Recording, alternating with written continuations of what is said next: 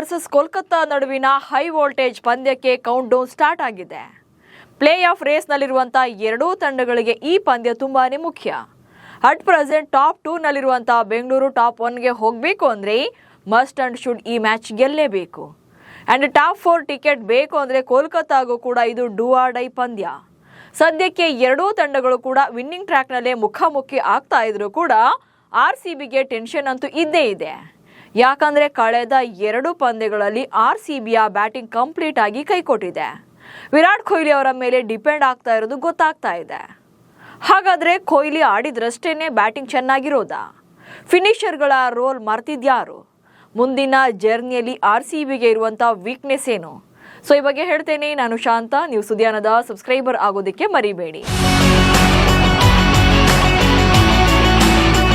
ಒಂದ್ ಕಡೆ ಸತತ ಪಂದ್ಯಗಳನ್ನ ಗೆದ್ದು ಬರ್ತಾ ಇರುವಂತ KKR, ಇನ್ನೊಂದ್ ಕಡೆ 2 ಪಂದ್ಯವನ್ನ ಸೋತ್ರು ಕೂಡ 3ನೇ ಪಂದ್ಯದಲ್ಲಿ ಗೆದ್ದು ಕಂಬ್ಯಾಕ್ ಮಾಡಿರುವಂತ ಬೆಂಗಳೂರು. ಆದ್ರೆ ಮುಂಬೈ ವಿರುದ್ಧದ ಮ್ಯಾಚ್ ಥ್ರಿಲ್ಲರ್ ಇತ್ತಾದ್ರೂ ಕೂಡ ಕನ್ವಿನ್ಸಿಂಗ್ ವಿಕ್ಟರಿ ಅಲ್ಲ. ಅಂದ್ರೆ 166 ರನ್ಗಳ ಚೇಸಿಂಗ್ ನಲ್ಲಿ RCBಯ ಬ್ಯಾಟಿಂಗ್ ಫೇಲ್ಯೂರ್ ಕೂಡ ರಿವೀಲ್ ಆಗಿದೆ. ಸೊ ಇದೇ ಕಾರಣಕ್ಕೆ ಪೋಸ್ಟ್ ಮ್ಯಾಚ್ ಪ್ರೆಸೆಂಟೇಷನ್ ವೇಳೆ ನಾಯಕ ರಜತ್ ಪಾಟೀದಾರ್ ಕೂಡ ಈ ಗೆಲುವಿಗೆ ನಾವು ಅರ್ಹರಲ್ಲ ಅಂತ ಬೇಸರ ಹೊರಹಾಕಿದ್ರು. ಅಂಡ್ RCB ಸೋತಿರುವಂತ 4 ಪಂದ್ಯಗಳು ಕೂಡ ಬ್ಯಾಟಿಂಗ್ ಕೈ ಕೊಟ್ಟಿದ್ದರಿಂದಲೇ ಸೋತಿರುವಂತದ್ದು. ಹೀಗಾಗಿ ಮುಂದಿನ ಪಂದ್ಯಗಳಲ್ಲಿ ಬ್ಯಾಟಿಂಗ್ ಲೈನ್ಅಪ್ ಮತ್ತೆ ಬೆಂಕಿ ಆಗಬೇಕಿದೆ. ಆರಂಭದಲ್ಲಿ ಕಾಣ್ತಾ ಇದ್ದ ಕಿಚ್ಚು ಮತ್ತೆ ಬರಬೇಕಿದೆ. ಹಾಗೆ ಕೊಹ್ಲಿ ಮೇಲಿನ ಡಿಪೆಂಡೆನ್ಸಿ ಕೂಡ ಕಡಿಮೆ ಆಗಬೇಕಿದೆ. ಕೊಹ್ಲಿ 50+ ರನ್ಸ್ ಹೊಡೆದಾಗಲೆಲ್ಲ ಗೆದ್ದಿದೆ ಬೆಂಗಳೂರು. IPLನಲ್ಲಿ 9,000+ ರನ್ಗಳ ಸರದಾರನಾಗಿರುವಂತಹ ಕಿಂಗ್ ವಿರಾಟ್ ಕೊಹ್ಲಿ ಇಂದಿಗೂ ಕೂಡ ಬ್ಯಾಟಿಂಗ್ಗೆ ನಿಂತರೆ run machine. Age is just A number ಅಂತ ಯಂಗ್ಸ್ಟರ್ಸ್ಗೆ ಕಾಂಪಿಟೇಷನ್ ಕೊಡ್ತಿದ್ದಾರೆ. RCB ಬ್ಯಾಟಿಂಗ್ನಲ್ಲಿ ಕೊಹ್ಲಿ ಆಡುವಾಗ ಇತರೆ ಬ್ಯಾಟರ್ಗಳು ತುಂಬಾನೇ ಕಂಫರ್ಟಬಲ್ ಆಗಿ ಬ್ಯಾಟ್ ಬೀಸ್ತಾರೆ. ಒನ್ಸ್ ವಿರಾಟ್ ಕೊಹ್ಲಿ ಬೇಗ ಔಟ್ ಆದ್ರು ಅಂದ್ರೆ ಆಮೇಲೆ ಪೆವಿಲಿಯನ್ ಪರೇಡ್ ಸ್ಟಾರ್ಟ್ ಆಗುತ್ತೆ. ಇನ್ನೊಂದು ಮೇನ್ ಥಿಂಗ್ ಏನಂದ್ರೆ 2025ರ IPLನಿಂದ ಈವರೆಗೆ ಕೊಹ್ಲಿ 11 ಅರ್ಧ ಶತಕ ಬಾರಿಸಿದ್ದು. ಈ 11 ಅರ್ಧ ಶತಕಗಳಲ್ಲೂ ಕೂಡ ಆ ಪಂದ್ಯವನ್ನ ಬೆಂಗಳೂರು ತಂಡ ಗೆದ್ದಿದೆ. ಸೊ ಅಲ್ಲಿಗೆ ಕೊಹ್ಲಿ ಕಡೆಯಿಂದ ಒಂದೊಳ್ಳೆ ಸ್ಕೋರ್ ಬಂತು ಅನ್ನೋದು ಎಷ್ಟು ಮುಖ್ಯ ಆಗ್ತಿದೆ ಬೆಂಗಳೂರು ತಂಡಕ್ಕೆ. ಕೊಹ್ಲಿ ಚೆನ್ನಾಗಿ ಆಡಿದ್ರು ಅಂದರೆ ಮ್ಯಾಚ್ ವಿನ್ ಪಕ್ಕ ಎನ್ನುವಂತೆ ಆಗಿದೆ. ಸೊ ಅಷ್ಟು ಡಿಪೆಂಡೆನ್ಸಿಲಿ ಕಾಣಿಸ್ತಾ ಇರುವಂಥದ್ದು. ಇನ್ನು ಕಳೆದ 2 ಪಂದ್ಯಗಳಲ್ಲಿ ಕೊಹ್ಲಿ ಡಕ್ಔಟ್ ಆಗಿದ್ದು ಈಗ ಕೋಲ್ಕತ್ತಾ ವಿರುದ್ಧದ ಮ್ಯಾಚಲ್ಲಿ ಹೇಗೆ ಕಂಬ್ಯಾಕ್ ಮಾಡ್ತಾರೆ ಅನ್ನೋದು ಕೂಡ ಮುಖ್ಯವಾಗುತ್ತೆ. ಸೊ ಸದ್ಯಕ್ಕೆ ಪ್ಲೇ ಆಫ್ ರೇಸ್ನಲ್ಲಿರುವಂಥ ಬೆಂಗಳೂರು ಮುಂದಿನ ಪಂದ್ಯಗಳಲ್ಲಿ ಏನೆಲ್ಲ ಇಂಪ್ರೂವ್ ಆಗಬೇಕು ಅನ್ನೋದನ್ನ ನೋಡ್ತಾ ಹೋಗೋಣ. ಮೊದಲನೇದಾಗಿ ಈಗ ಗುಜರಾತ್ ತಂಡ 16 ಅಂಕಗಳೊಂದಿಗೆ ನಂಬರ್ 1 ಸ್ಥಾನದಲ್ಲಿ ಇರುವಂಥದ್ದು. ಸೊ ಇಲ್ಲಿ ಪಾಯಿಂಟ್ಸ್ ಪಟ್ಟಿಯ ಲೆಕ್ಕಾಚಾರಗಳು ದಿನೇ ದಿನೇ ಬದಲಾಗ್ತಾ ಇರುವಂಥದ್ದು. ಸೊ ಒಂದೊಂದು ಪಂದ್ಯಗಳು ಮುಗಿದಾಗಲೂ ಕೂಡ ಸೊ ಪಾಯಿಂಟ್ಸ್ ಟೇಬಲ್ನಲ್ಲಿ ವೇರಿಯೇಷನ್ಸ್ ಆಗ್ತಾನೆ ಇರುತ್ತೆ. ಟಾಪಲ್ಲಿರೋರು ಕೆಳಗಡೆ ಬರ್ತಾರೆ, ಕೆಳಗಡೆ ಇದ್ದವರು ಮೇಲೆ ಹೋಗ್ತಾರೆ. ಹೀಗಾಗಿ ಒಂದೊಂದು ಪಂದ್ಯಗಳನ್ನು ಕೂಡ ಗೆಲ್ಲೋದು ಎಲ್ಲ ತಂಡಗಳಿಗೂ ಇಂಪಾರ್ಟೆಂಟ್ ಆಗುತ್ತೆ.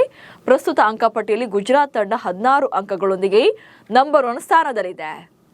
ಸೊ ಇವತ್ತಿನ ಪಂದ್ಯದಲ್ಲಿ KKR ವಿರುದ್ಧ ಗೆದ್ರೆ ಬೆಂಗಳೂರು ತಂಡ ಗುಜರಾತ್ ತಂಡವನ್ನು ಹಿಂದಿಕ್ಕಿ ನಂಬರ್ 1 ಸ್ಥಾನಕ್ಕೆ ಇರುತ್ತೆ. ಪ್ರಸ್ತುತ 14 ಅಂಕಗಳನ್ನು ಪಡೆದಿರುವಂತಹ ಬೆಂಗಳೂರು ತಂಡ ಪಾಯಿಂಟ್ಸ್ ಪಟ್ಟಿಯಲ್ಲಿ 2ನೇ ಸ್ಥಾನದಲ್ಲಿದೆ. ಸೊ ಇವತ್ತು KKR ವಿರುದ್ಧದ ಮ್ಯಾಚ್ ಅಲ್ಲಿ ಗೆದ್ರೆ ಬೆಂಗಳೂರು ಕೂಡ 16 ಅಂಕಗಳೊಂದಿಗೆ ನಂಬರ್ 1 ಪಟ್ಟಕ್ಕೆ ಇರುತ್ತೆ. ಸೊ ಇಲ್ಲಿ ಗುಜರಾತ್ ಹಾಗೆ ಬೆಂಗಳೂರುದು 2 ಕೂಡ 16 ಅಂಕಗಳು ಆದರೂ ಕೂಡ ಬೆಂಗಳೂರಿನ ನೆಟ್ ರನ್ ರೇಟ್ ಸಾಲಿಡ್ ಆಗಿರೋದ್ರಿಂದ ನಂಬರ್ 1 ಪಟ್ಟಕ್ಕೆ ಆಬ್ವಿಯಸ್ಲಿ ಹೋಗ್ತಾರೆ. ಸೊ ಹೀಗಾಗಿ KKR ವಿರುದ್ಧ ಮ್ಯಾಚ್ ಗೆಲ್ಲೋದು ಮೋಸ್ಟ್ ಇಂಪಾರ್ಟೆಂಟ್ ಆಗುತ್ತೆ. ಅದಕ್ಕೆ ಮುಖ್ಯ ಕಾರಣ ಟಾಪ್ 2 ಟಾರ್ಗೆಟ್ನಲ್ಲಿರುವಂಥ RCBಗೆ ಪ್ರತಿ ಪಂದ್ಯವೂ ಕೂಡ ಮುಖ್ಯನೇ. ಎಸ್, ಇಲ್ಲಿ ಟಾಪ್ 4 ರೇಸ್ನಲ್ಲಿ ಇರ್ತೀವಿ ಅನ್ನೋದಕ್ಕಿಂತ RCBಯ ಮೇನ್ ಟಾರ್ಗೆಟ್ ಇರುವಂಥದ್ದು ಲಾಸ್ಟ್ ಸೀಸನ್ ಅಂತೆ ಟಾಪ್ 2ನಲ್ಲಿ ಲೀಗನ್ನು ಮುಗಿಸಬೇಕು ಅನ್ನೋದು. ಸೊ ಹೀಗಾಗಿ KKR ವಿರುದ್ಧದ ಮ್ಯಾಚ್ ಗೆಲ್ಲೋದು ಕೂಡ ಮೋಸ್ಟ್ ಇಂಪಾರ್ಟೆಂಟ್ ಆಗುತ್ತೆ. ಹಾಗೆ ಮುಂದಿನ ಪಂದ್ಯಗಳಾಗಿರುವಂಥ ಪಂಜಾಬ್ ಹಾಗೆ ಹೈದರಾಬಾದ್ ವಿರುದ್ಧದ ಪಂದ್ಯ ಕೂಡ ಇಂಪಾರ್ಟೆಂಟ್ ಆಗುತ್ತೆ. ಇನ್ನು ಕೋಲ್ಕತ್ತಾ ವಿರುದ್ಧ ಎಡವಿದ್ರೆ ಮುಂದಿನ 2 ಪಂದ್ಯಗಳಲ್ಲಿ ಪ್ರೆಷರ್ ಅಂತೂ ಇದ್ದೇ ಇರುತ್ತೆ.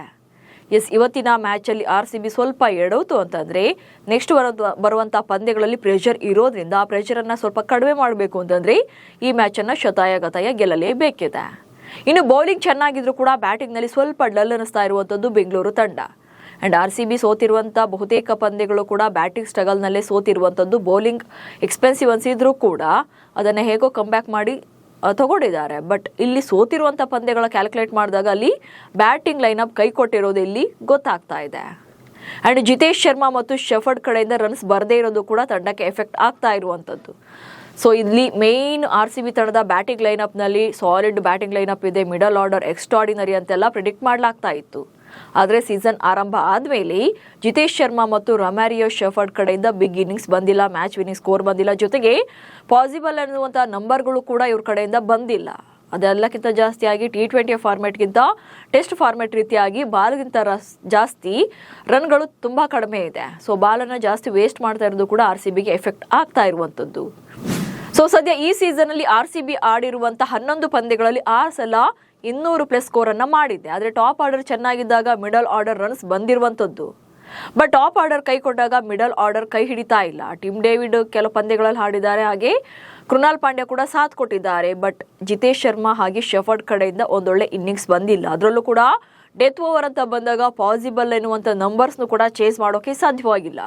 ಡಿಫೆನ್ಸ್ ಮಾಡಿಕೊಳ್ಳೋಕ್ಕೂ ಕೂಡ ಆಗಿಲ್ಲ, ಚೇಸಿಂಗ್ ಮಾಡ್ಕೊಳ್ಳೋಕ್ಕೂ ಕೂಡ ಆಗಿಲ್ಲ. ಡೆತ್ ಓವರ್ನಲ್ಲಿ 1 ಸೈಡೆಡ್ ವಿಕ್ಟರಿ ಬಿಟ್ಟು ಕ್ಲೋಸ್ ಗೇಮ್ ಆದಾಗ ಮುಂಬೈ ವಿರುದ್ಧ ಮಾತ್ರನೇ ಗೆದ್ದಿರುವಂಥದ್ದು ಬೆಂಗಳೂರು.